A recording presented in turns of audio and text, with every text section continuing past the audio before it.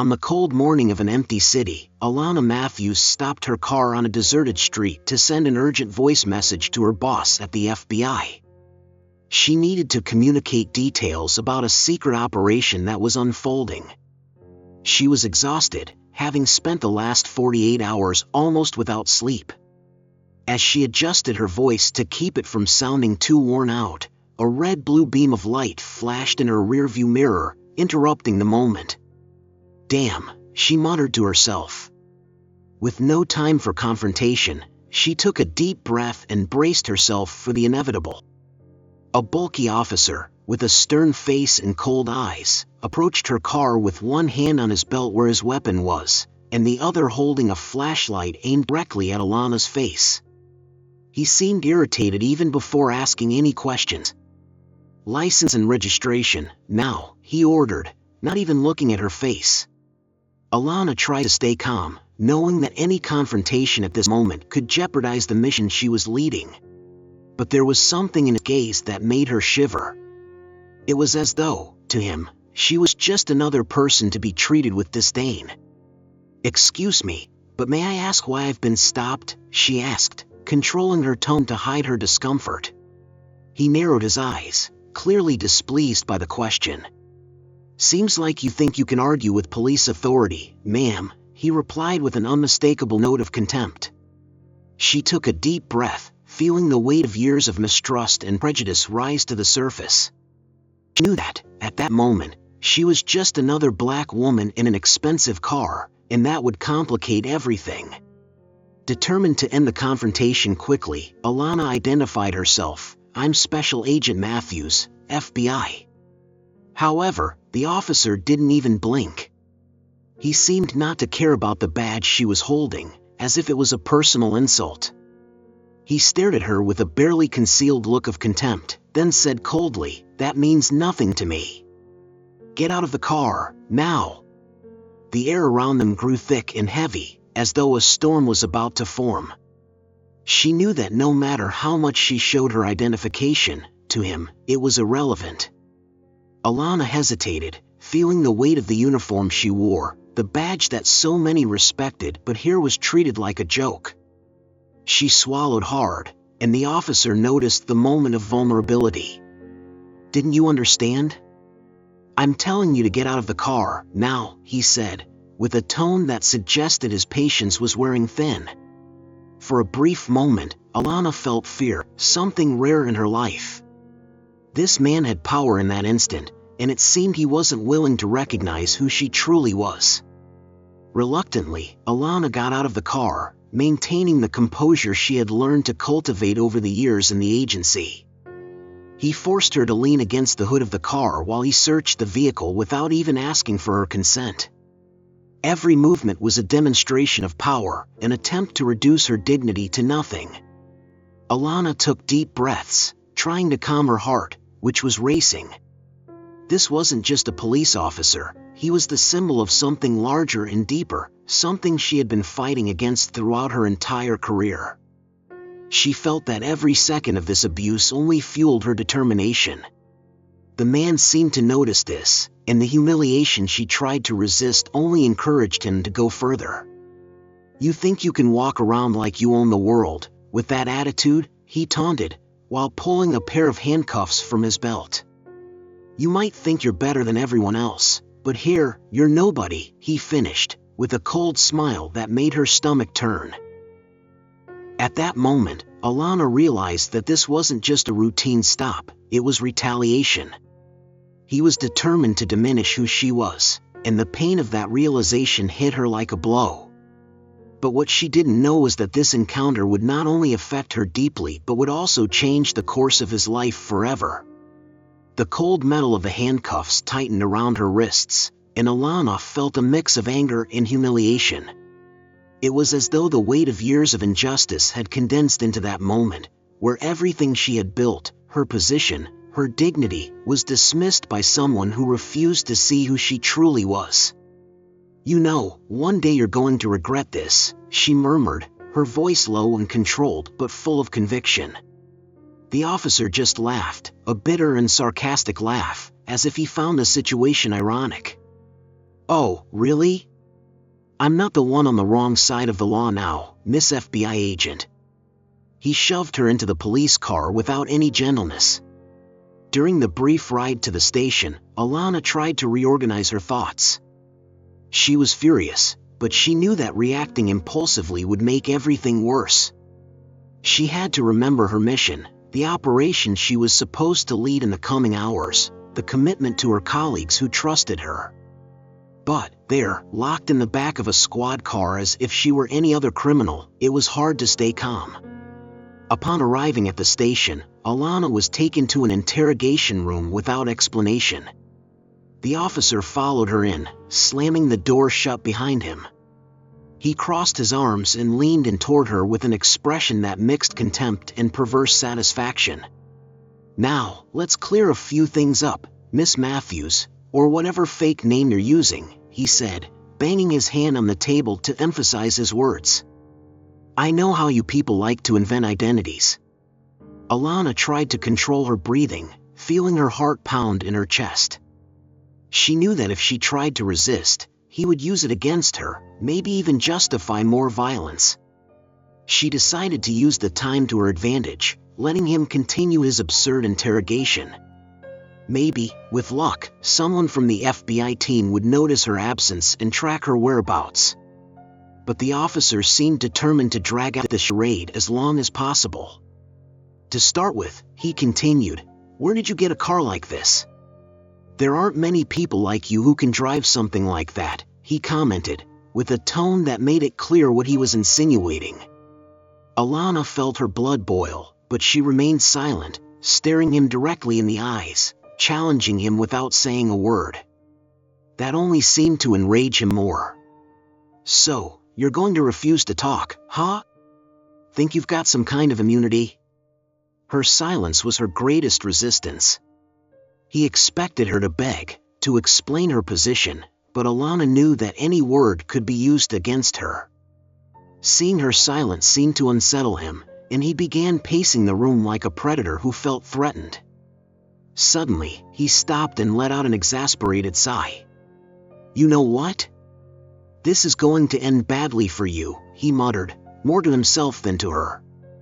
At that moment, the door to the room swung open with a bang, and another officer entered with a worried expression. "Sergeant, there's an urgent call from the FBI for you," the man said, looking uncomfortable. The officer who had arrested her stood still for a moment, as if processing the information, but quickly recovered and left the room in a hurry, not saying a word to Alana. She felt a wave of relief and silent vindication as she realized that her nightmare was about to end. She was left alone in the room, breathing deeply, finally feeling in control of herself again. Alana knew that once the FBI intervened, her freedom would be restored, and more than that, her aggressor would be forced to confront his own arrogance. The relief, however, was soon replaced by a darker feeling. It wasn't just about being freed. There needed to be a lesson to ensure this would never happen again. The officer returned to the interrogation room after a few minutes, his face now pale and devoid of the initial arrogance. Alana noticed that he was trying to avoid her gaze while hurriedly removing the handcuffs. "It seems there was a mistake," he murmured, his voice visibly altered. The cold, dismissive tone from before was gone, and now he seemed to be trying to redeem himself without ever admitting his mistake. But to Alana, it wasn't enough. Every second of humiliation she had endured couldn't be simply erased by a poorly worded apology. She rubbed her wrists, feeling the marks of the handcuffs, and stared at him with a firm and determined gaze. "A mistake," she repeated, her voice thick with sarcasm. "Is that what happened here? Just a mistake?" He looked away, but Alana continued, sensing the opportunity to make him uncomfortable just as he had done to her. "How many people like me have you treated this way? How many times have you used your badge to humiliate and intimidate someone just because you thought you could?" The officer, speechless, tried to maintain his posture, but the impact of each of her words seemed to eat away at him. Alana knew he would never admit to his racist attitude, but the visible discomfort on his face was enough for her in that moment. Still, Alana had more to say, more questions he would have no way of answering. She crossed her arms, keeping eye contact, allowing the heavy silence between them to speak for itself. She knew he would understand what she meant, even if he didn't have the courage to admit it.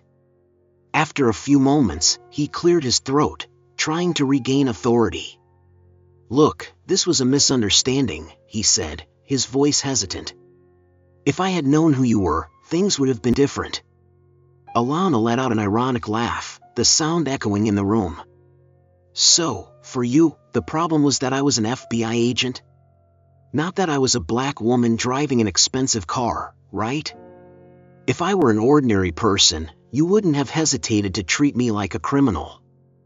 Her words cut through the air like blades, and he finally couldn't maintain eye contact.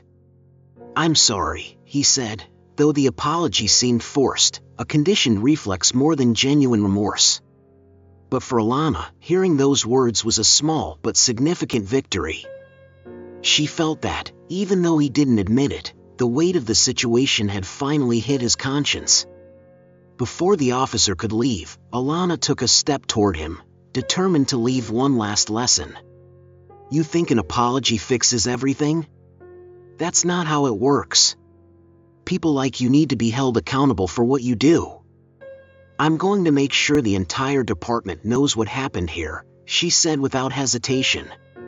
He stared at her for a moment, but Alana knew he wouldn't have the courage to respond. The weight of her words seemed to have finally destroyed any remnants of arrogance in him. As he left the room, Alana prepared to resume her mission. But now, there was something more at stake. She knew she couldn't let that incident go unnoticed. Alana wasn't just determined to report what happened, she wanted to make sure no other agent, civilian, or colleague of hers ever had to face what she had. Still feeling the bitter taste of that confrontation, Alana left the station and walked toward her car, trying to regain the calm needed to return to the case she was supposed to lead. However, her mind was in turmoil. The experience had been much more than just an abuse of power, it was a reflection of everything she had silently fought against throughout her life and career. She took a deep breath, and as she looked at the darkening sky, she promised herself that she would take action to ensure that officer and the institution he represented understood the consequences of their actions. Minutes later, Alana was back at the FBI base, and she was greeted by her colleague and best friend, Sarah, who looked at her with a mix of concern and curiosity. "Are you okay? What happened? I tried calling you, but you were off the radar," Sarah asked, her eyes fixed on Alana's red, bruised wrists. Alana sighed, unable to suppress the wave of emotions threatening to surface. With controlled calm, she recounted what had happened at the station, from the initial approach to the humiliation she had faced. Sarah listened in silence, but her expression reflected anger and indignation with every detail Alana shared. "This is unacceptable," Sarah murmured, her fists clenched in frustration. "You need to file a formal complaint, Alana. This man needs to face the consequences." Alana knew her friend was right, but she also understood the system and the obstacles this would entail. She had seen similar cases get buried and the victims intimidated when trying to expose abuse of power. Still, something inside her refused to let it go unpunished. "I'll do it," Alana replied, determined, as she picked up her phone. She needed to report the incident to her immediate superior and request an internal investigation. She was aware of the risks, but her courage pushed her forward.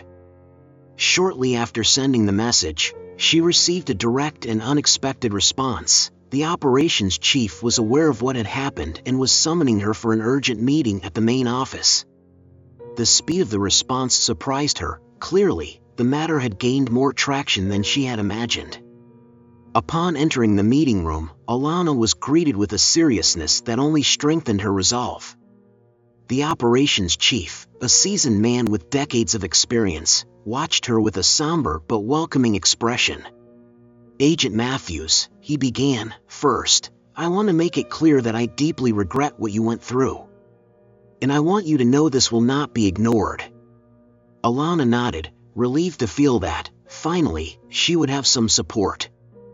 "I want you to write a detailed report of the incident, including any evidence or witnesses who can corroborate what happened," he continued, while the others in the room nodded in agreement. It was unexpected support, but welcome. Alana felt that she was finally surrounded by allies, and the sense of justice, though incomplete, began to bring her some peace. As she typed the report, Alana forced herself to relive every detail of the incident, choosing her words carefully to capture the gravity of the humiliation she had endured. Each line carried a dose of her indignation, her exhaustion, and her determination that this would not go unaddressed. The room around her was silent, with only the light from the computer screen illuminating the space. When she finished, she felt a wave of relief mixed with renewed purpose. This complaint would be the first step toward real change. The next day, Alana was called to another meeting with the operations chief, but this time, there were other faces in the room, representatives from the Human Resources Department, a legal team, and the very officer who had arrested her the previous night, now pale and tense. Alana stood tall, her gaze cold and determined, while he avoided looking at her. Her superior was the first to speak, breaking the silence. "We've decided to open a formal investigation, and this officer's conduct will be thoroughly examined," he said, while the officer squirmed uncomfortably in his chair. It was clear he hadn't expected to face any consequences. Alana watched as the officer tried to justify his actions, offering hurried apologies and insisting that it had just been a judgment error. However, the empty apologies and his attempt at redemption only worsened the situation. Every word he spoke seemed more desperate, and the confident posture he had exhibited during the initial encounter had completely crumbled. Alana remained firm, knowing that this was the moment when she would finally make her voice heard. "It wasn't just an error," Alana responded, her voice sharp and confident. "It was a conscious choice based on prejudices you're not willing to admit. I was there, doing my job, and you treated me like a criminal for nothing but assumptions based on the color of my skin." The impact of her words caused the officer to lower his head, unable to hold her gaze. It was clear that he was faced with something much larger than he had ever imagined, and his own insecurity was evident in every movement. The operations chief spoke again, his tone firm and impartial. "We are here to ensure justice is served. In our department, discrimination and abuse of power are not tolerated. Measures will be taken to ensure that situations like this do not happen again." Upon hearing this, the officer finally broke the silence, his voice trembling. I'm sorry, Agent Matthews. I didn't realize. I didn't see what I was doing." It was an attempt at an apology, but it sounded forced, as if the words were only meant to ease the consequences. Alana stared at him, feeling a mix of pity and contempt. She knew the apology was hollow, a desperate attempt to save his career. But, at that moment, something inside her realized that her mission there was complete.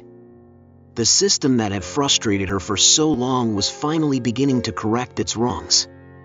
She turned to the operations chief, offering a slight nod of thanks, and left the room, leaving the officer to face the consequences of his actions. As she exited the room, Alana felt the weight of that battle slowly dissipate, like a storm that was finally beginning to calm. In the hallway, Sarah waited with an expectant look. "So? What happened in there?" she asked, eager. Alana gave a restrained smile, the first in days, and responded with calm resolve. "Justice is being served, Sarah. He'll have to answer for everything he's done." Together, they walked to the parking lot, where the conversation shifted to the next big case. Alana and her team had spent weeks investigating a cartel operating nationwide, and this was the case of her career. Despite the recent stress, she felt motivated to get back to work and continue making a difference, now with renewed strength. However, an unexpected alert appeared on her phone. An emergency notification summoned all agents to an impromptu meeting due to a threat requiring immediate action. On her way to the operations room, Alana felt her heart rate quicken. Upon entering, she found the operations chief with a serious expression in a tense atmosphere. He began explaining that the cartel had discovered information about the investigation and was planning a direct attack on the team of agents leading the case, a list that, of course, had Alana among the primary targets. "They know who we are," he explained, his voice grim. "And they won't hesitate to use that against us."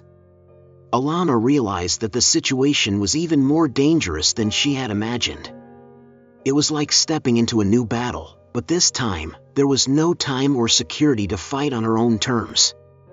The operations chief continued explaining the protection and evacuation plans for the agents, but the weight of the risk was clear to everyone in the room.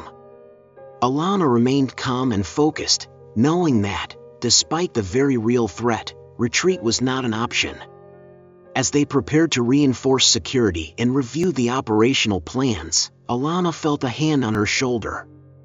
It was Sarah, looking at her with a mix of concern and admiration. "I know it's risky," Sarah said, with a look of understanding, "but we didn't come this far to give up." Sarah's words brought an unexpected sense of relief to Alana, who nodded, feeling the bond of loyalty between them strengthen. The protection plans intensified throughout the day, and Alana noticed, somewhat ironically, that her recent encounter with the officer had prepared her for this moment. She was more alert, more determined, and willing to do whatever it took to protect the team and see the investigation through to the end.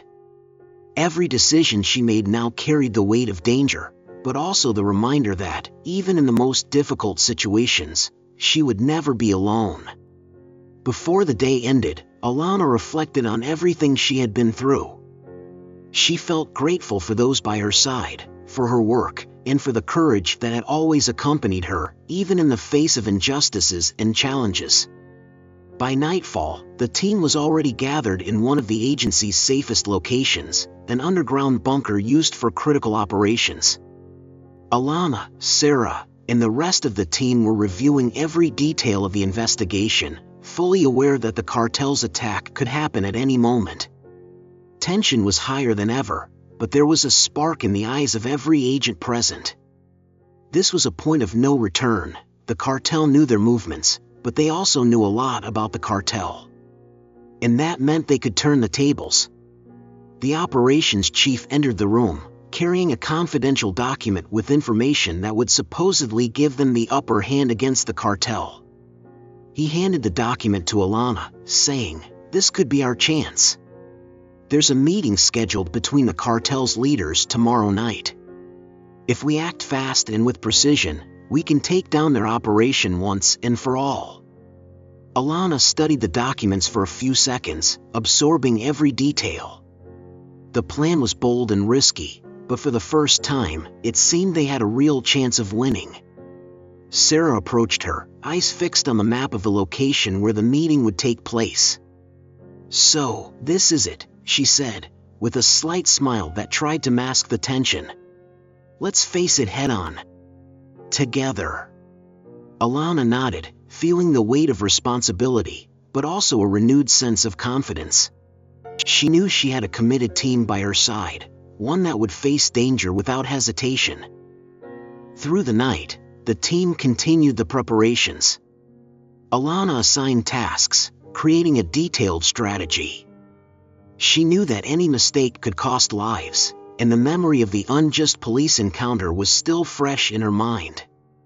That moment had given her clarity on what truly mattered. She wanted justice, not just for herself, but for everyone who was a victim of abuse, whether committed by criminals or by the system itself.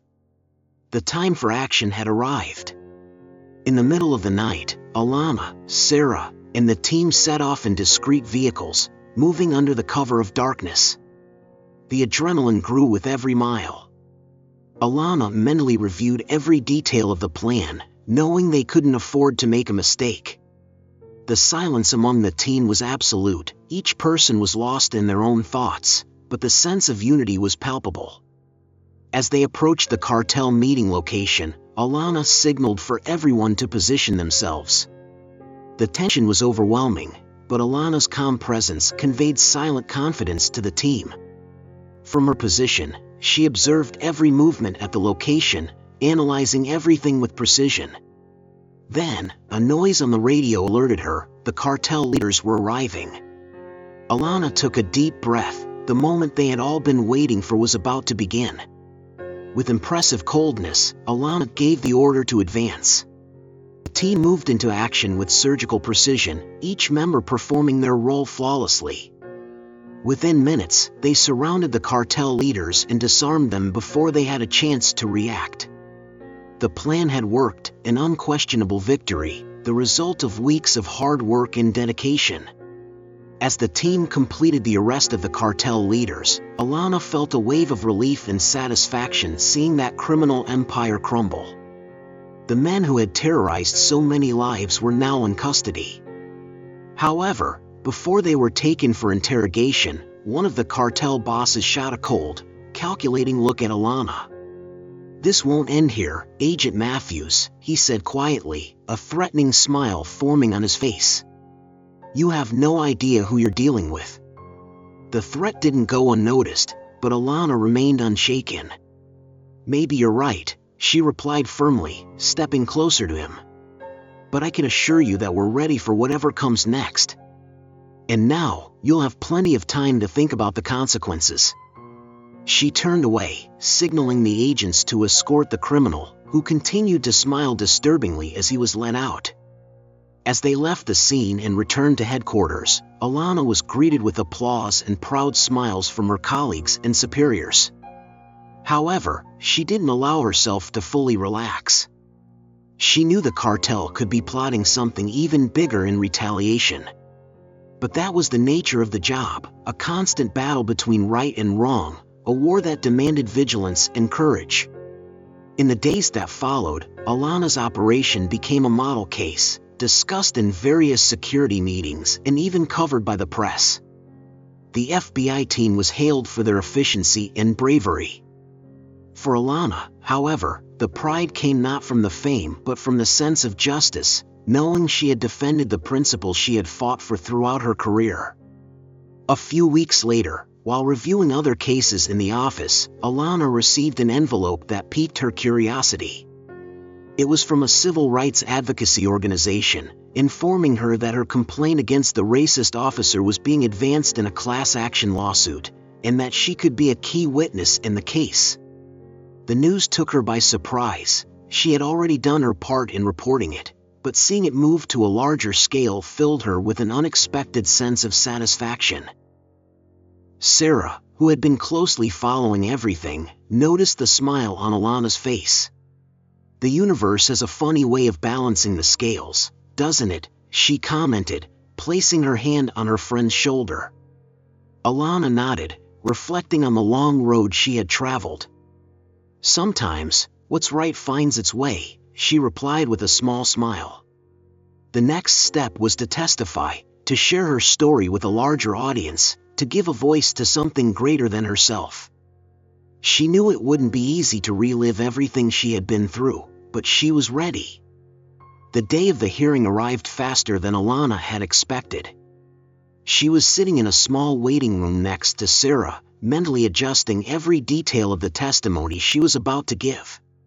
The room was quiet, except for the sound of footsteps echoing down the hall. Alana felt a mix of apprehension and determination. She knew that by testifying, she would be confronting a system that had allowed that abuse to happen. But at the same time, she was aware that her testimony could help pave the way for real change. Soon, she was called, and as she entered the hearing room, all eyes turned toward her. Alana walked confidently to the stand, feeling the weight of responsibility. In front of her, the officer who had humiliated her sat next to his lawyer, wearing a tense, downcast expression. He no longer carried the air of unquestionable authority. He seemed like an ordinary man, vulnerable, standing before something much bigger than himself. Alana began her testimony by describing the incident in detail. She recounted the violent encounter, the disrespectful words, and the humiliation of being unjustly handcuffed while doing her job. With each sentence, she felt the energy in the room shift, as if the walls were absorbing the story and everyone present was becoming part of that moment. When she finished, the room was in absolute silence. Alana lifted her gaze and noticed the expressions of some of the jurors, faces reflecting both indignation and empathy. The defense attorney attempted to downplay Alana's account, suggesting that the officer had made a one-time mistake and that, as an FBI agent, she should understand the complexities of police work. Alana remained calm and responded clearly, "I do understand the complexities of the job. I live it every day. But I also understand that if we don't confront abuses, they become the rule, not the exception. And that's unacceptable."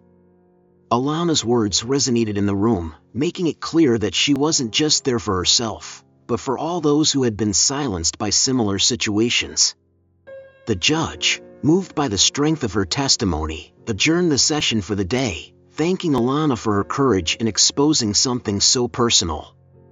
As she left, a small group of activists and FBI colleagues were waiting for her. Many greeted her, and Alana felt a wave of support that deeply moved her. Sarah hugged her, saying, "You made a difference today. Not just for you, but for all of us." On her way home that night, Alana reflected on everything she had been through. That personal fight had turned into something much larger than she had imagined, and for the first time in a long while, she felt at peace.